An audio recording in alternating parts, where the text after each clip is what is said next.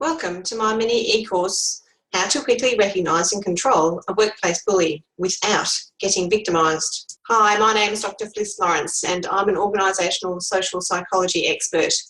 I have 25 years experience in the military, private and public sector workplaces, and my PhD dissertation researched the impact and rate of workplace cyberbullying and face-to-face bullying on people and workplace cultures.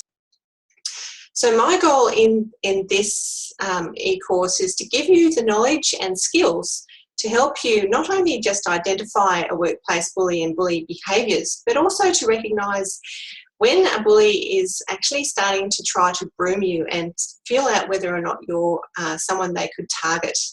Because I think this is possibly the most powerful skill and knowledge to know and to learn, so that you can recognise when this is happening and stop it before it actually turns into bullying.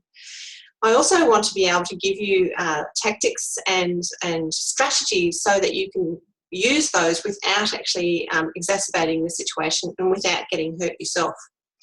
So as I said before, this mini course is all about giving you that knowledge and the right tactics and skills to be able to stop, control, or at least diffuse the impact of workplace bullying on you and your mental health and well-being and happiness. Okay, let's get to it.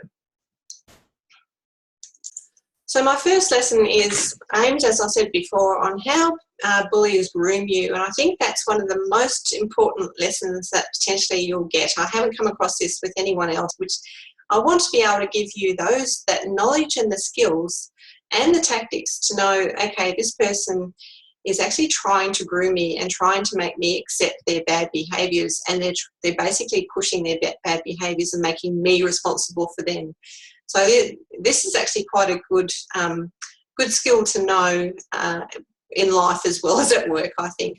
The next lesson follows up on that and helps you to quickly recognise a workplace bully and to recognise the difference between a workplace bully and also those people who simply aren't coping well with the pressures of work and life and tend to stress out at work and clearly don't know how to control themselves and control their stress at work.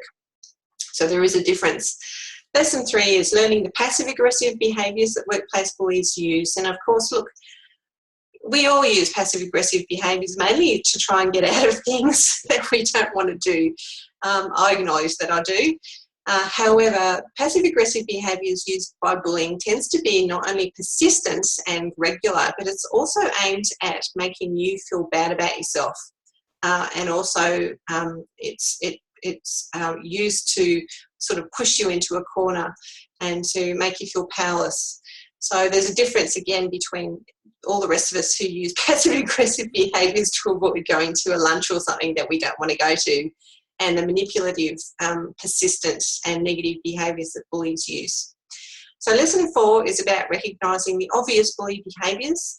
Lesson 5 is quite handy in learning the subtle and underhanded tricks bullies use against you. And lessons 6 and 7 are basically tied together in terms of lesson 6 giving you an overview of how to control and diffuse workplace bullying behaviour and bullies, and while lesson 7 gives you the 10 specific tactics that goes into quite a bit of detail about how to specifically control these and diffuse the bullies and the behaviours.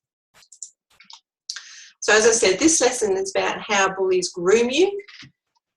So first of all, I just wanted to touch base with you on how bullying is defined, and it's defined with 3 specific elements, so that this will help you recognise the difference between someone, as I said before, who simply isn't coping well with life and the pressures of life and tend to have explosive moments, and just you can tell that they're not coping, as opposed to bullying, which is quite different. It covers these 3 points, and you'll start to recognise it quite a bit once you start to realise what's going on around you. Usually there's a power imbalance between you and the bully. So the bully is usually either someone who has an official role that's more powerful within the context of your workplace. So let's say a supervisor or manager, someone traditional, but it can also be someone who is a influential member at work. Let's say that they're a person that's been there forever and they're known to be highly regarded in a particular skill. So that's called a psychological power imbalance. So these people persistently use their behaviour to hurt, embarrass or defame you, or just hurt you in some way, either you or a group. So their behaviour, as I said, is persistent, it's consistent, it's regular. It's not a one-off, it's persistent. And the third element is that the target or you feel powerless to defend yourself against this behaviour and this person because of the power imbalance. So those are the three elements for face-to-face or workplace bullying.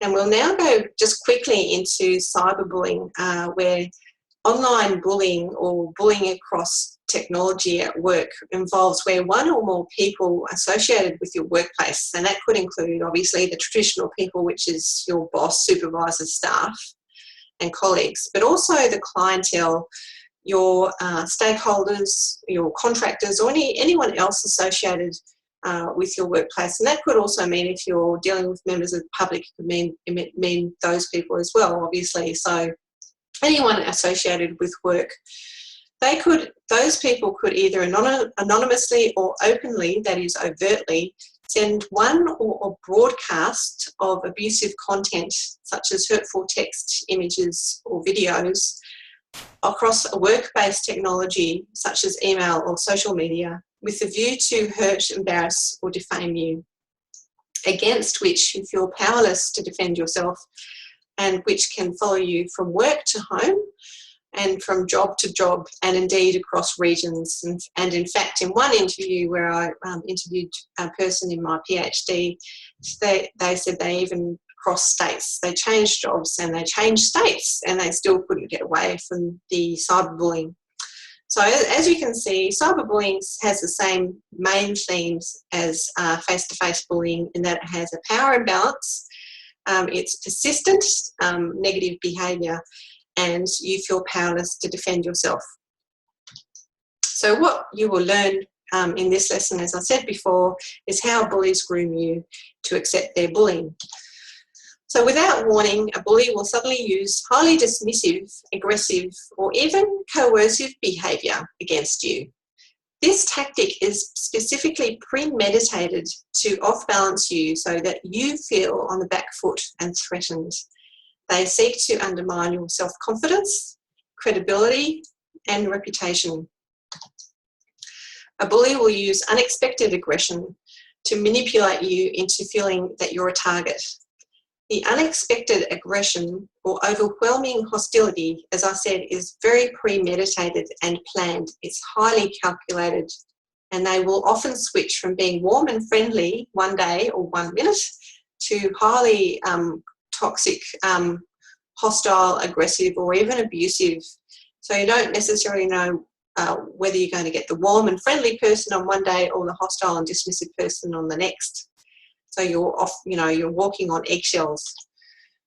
This switch in behaviour is, as I said, specifically calculated to put you off balance and make you get a first response from you, which is surprise and often silence.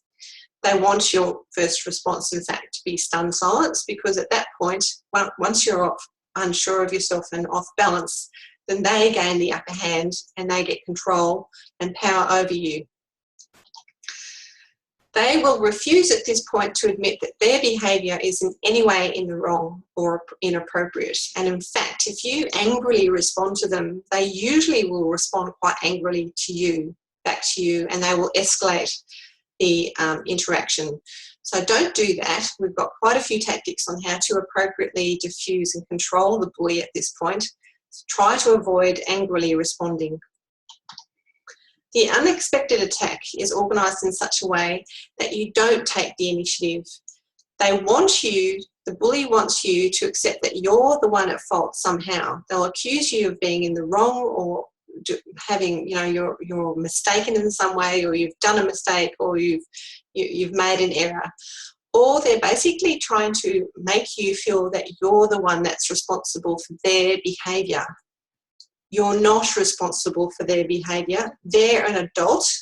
The other person that you're dealing with who's trying to bully you and groom you, they are an adult and they are responsible for their behaviour. Don't accept that. So again, they'll use this opportunity to try and take away your power and completely control you. This is a very manipulative trick, and they'll try to, as much as possible, push you into a psychological corner where you feel powerless and choiceless. The less choice that you feel that you have, the better they feel, because they want to establish a bully target or bully victim relationship with you where you accept their bullying.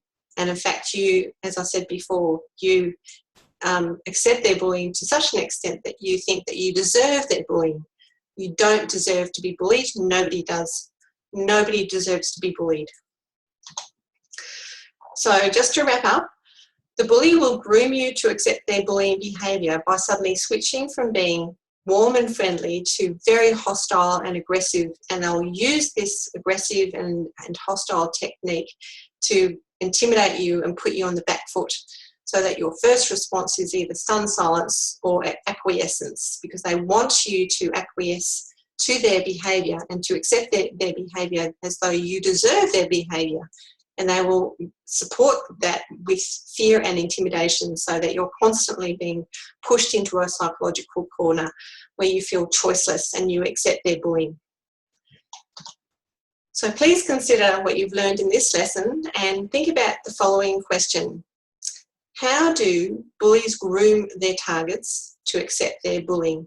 Thank you.